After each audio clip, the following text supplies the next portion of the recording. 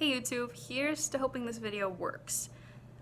I had 1,190 videos that I just, or not videos, but videos and pictures that I just went and deleted all of them off my phone and uploaded them to my computer, which I should have done a year ago or something.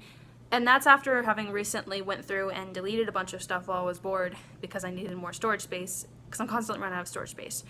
So hopefully I have enough storage space now to make this video. If not, I'll just have to temporarily delete Snapchat and my music apps and stuff and see if I can actually do it, because I'm tired of doing it on the computer because the quality is just not as good as on the phone, I think. Anyway, this was kind of an impulsive video that was going to be quick and then ended up turning into a big project because I kept running out of storage space. But I have been watching a lot of psychology videos recently, mainly obviously MBTI, and then also a lot on dissociative identity disorder, which is really interesting.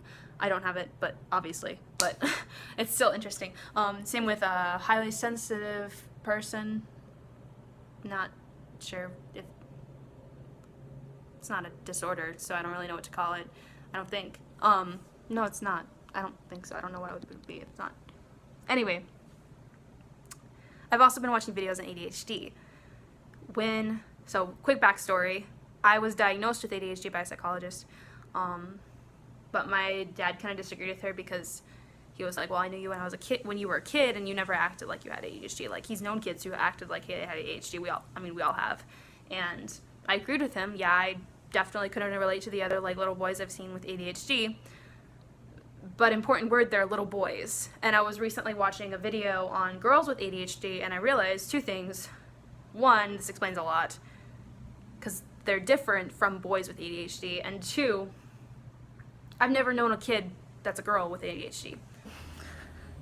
Girls are often misdiagnosed or not diagnosed at all because they are different from boys with ADHD. And that explains why I just haven't related to other kids with ADHD, because I've only ever seen boys. So it explained a lot. I've been watching a lot of various videos on it, and it makes me feel better and explains why the psychologist said one thing and my dad was like, no, that doesn't make any sense.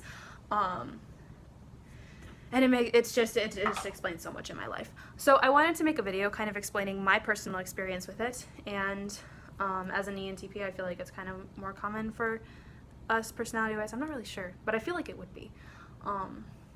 Anyway, I'm sure you've noticed from my past videos that this is not a surprise, given how rambly and distracted my other videos are, which some people apparently enjoy watching those. I would just get annoyed with myself and skip through it all. So yeah, I wanted to make a video just kind of explaining that, and mainly kind of how I've learned to, because I don't take medicine for it, I've kind of more learned to cope with it. And it was really frustrating, especially when I first started college, because I was homeschooled as a teenager, and when a homeschooling environment is easy to have ADHD with. You have a lot more leeway, more time to yourself to deal with things, rather than having to sit in a classroom and pay attention for an hour and then go to a different classroom and pay attention for an hour. And when I'm more stressed out, it's worse. And so I would just get super frustrated with myself when I first came to college, because I couldn't focus and get things done and pay attention. And I've also gotten, I don't know, I've had to work with it with my relationships with people too, and all that. So I want to talk about those two, as relationships and school or work or anything, and how I've learned to personally just cope with it, because mine is not to the extreme where I have to take medicine. I know a lot of people, especially when they're super closely linked to anxiety and they kind of build off of each other, which I do have some levels of anxiety too, which I'll talk about as well during this video, but it's not to the extent where I need the medicine, and some people do. And so these coping mechanisms are not to say that you shouldn't take the medicine and you should just learn from these. It's just kind of my experiences, and to give you an idea of what that's like. And it's not to say medicine is bad. It's just I haven't ever needed to or wanted to take it. I'm kind of deal with my own things. For me, it's It's just how I've grown up and learned, because my mom is not the biggest fan of like psychologists and stuff, so I didn't really have a lot of options as a teenager, to go to counselors or get medicine for things or anything, which for my personality, I think that was good for me to an extent, because while it was probably dangerous for me at certain points of my life and I should have had a counselor, I ended up okay. And in the long run, it helps me to feel like I have learned to cope with things myself, and I have my own individualized coping mechanisms for anything, for like depression or anxiety or like ADHD in this case. But that's not the case for everyone, and my mom has to take medicine for her depression, and she absolutely needs it. Like, I would not want her to stop taking it. That'd be bad. So, anyway, relationships first. First, I was just kind of like, well, when I think of relationships, I think of like how I have issues with zoning out a lot. Like, I watched one video recently, and I'll kind of like link in the descriptions the various like things that I've been watching that I'm gonna pull information from. But it said that it's basically like, oh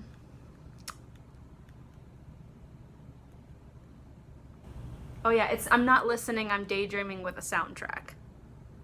So true. Like, when I'm listening to someone, it's not that I'm not interested in what they're saying. I am, and I want to be a really good active listener, and I'm trying to get better at being an active listener. But my brain is, when I'm listening to them, and listening, I get their point, I zone out on something else, I get their point again, I zone out on something else, and I'll like periodically like zone out in the middle of conversations. And sometimes that zoning out lasts longer than it should, because I get really distracted thinking about something else, or I get distracted by something around me. And I've had to, how I've dealt with that is really just learning to fill in the gaps and becoming good at figuring out what they probably said or how to connect the dots. Usually it works, but on the times that it doesn't, I have to learn to deal with it other ways. So I think a big thing is learning to accept this part of myself. Like, if I can accept it, then I can feel more comfortable with being honest about others. Because to be an active listener for me, sometimes I have to be honest with people and say, I zoned out, what did you say? Otherwise, that's not being an active listener, that's just being deceptively active. If I don't know what they said, I can't engage with them and be genuinely interested in what they're talking about. So sometimes I will zone out and I won't know what they said, or I'll answer with a totally something that doesn't make sense, and they're like, where did you get that from? And I'm like, sorry, I just didn't hear anything you just said. And when I'm honest with them like that, I feel like it's better. And so by accepting myself as this, and this is who I am, and this is just something that I have to work with and deal with and get better at, and it's not something I need to feel like ashamed of, then I can better communicate with others and converse with others and get better at my flaws by accepting when I don't succeed in like being perfect. So I think honesty and acceptance really helps a lot with relationships. The video I just was watching actually made a really interesting point, in which I'm not positive, like 100% sure this is related to ADHD or not, but one thing that I can do in relationships is, I'm not always good with understanding my emotions and how much I care about someone, because sometimes I will be really intensely interested in someone, and she described this as apparently like people with ADHD have fewer dopamine receptors, and so they get high on that like dopamine, like, you know, like, I'm not scientific, I'm sorry, but yeah, just that excitement of the relationship, and then once they get distracted from that relationship, they can kind of pull away. And I have moments where I'm like, I'm really just not interested in have friends or like boyfriends or anything, and I'll have moments where I'm just really not, like, my interest is gone, and it's weird for me, and I'll wonder, I've had moments where, like, with my, like, I've had people I've dated in the past where I've like wondered, like, would I, like, if we broke up, I don't even like know, would I care, or I don't know, like, would I even be that sad? And there are moments where I feel like I just wouldn't be sad, and then there are moments where it'd be like devastating, and I'm afraid of that. And when I went through my last breakup, which was like my really like one other big relationship that I've had, I learned how deceptive my emotions in the moment can be, because I didn't realize I'd be devastated, and I was. And which sounds weird. Like, of course you're going to be upset about a breakup, but to me, a lot of the relationship, I spent it where I was like, I don't even know if I'd care if we break up. And then when we did, I was like, oh my gosh, like, I actually did care. And so I think that we can just get forgetful of how much we care about someone, because we have those moments where we just get bored, or we're excited, or we're bored. It's kind of like all or nothing. And it really is like, I'm either really intensely interested in something, or someone in this case, or I have no interest at all. Or you either really have, like, I will respect you, but once you've lost my respect, I have a really hard time showing you any kind of respect and being kind to you or polite to you. Like, I've had professors who were faculty at the school or anything who I just totally lost their respect. And I would just sit, I think I'm a very polite person, and I try to be polite. I try to not make people feel bad. And once they've lost my respect, I would have a really difficult time not just sitting on my phone in class, all class period, because I just have so little motivation to care or to treat them with any kindness. So it's really like a lot of things are all or nothing for me. But with school, so my analogy is, I'll draw you a picture actually. So, my attention. I've got this box, and that's my attention box. And if I'm doing homework or something, homework fills up this amount. But then I've got all the space left that I need to fill it up. And if I don't fill it up with anything, I start daydreaming. And then my daydreaming kind of just overwhelms the homework, and I just stop caring about the homework, and then I just daydream a whole bunch, and my mind wanders. And so that doesn't work. But on the other hand, if I've got homework that I'm doing, and I fill it up with things like music or singing, sometimes I'll sing while I'm doing my homework, that fills up all my attention. Then it's not distracting enough, and it's not interesting enough, that it overwhelms doing my homework, and then it's just all that I do, like daydreaming does. Daydreaming, my thoughts are too interesting. So that's kind of how I've coped with, like, getting homework done, and staying focused. I've also found, like, taking notes in class, writing notes in books that I'm reading. I love reading, but I have a really hard time focusing on what I'm reading and, like, getting things finished. I start so many books and don't finish them. And so if I take notes in the book that I'm reading, it helps me to have that outlet of my creativity, my thoughts, so that I'm focused on it, because my thoughts are aligned with what I'm reading and they're not daydreaming off in another world. The other thing that has helped me with paying attention in class is, it kind of goes along with taking notes, because taking notes is like, it's a way for me to have an outlet to what I'm listening to. And so that helps me to pay attention better. And another thing is participating as much as I can in the discussions.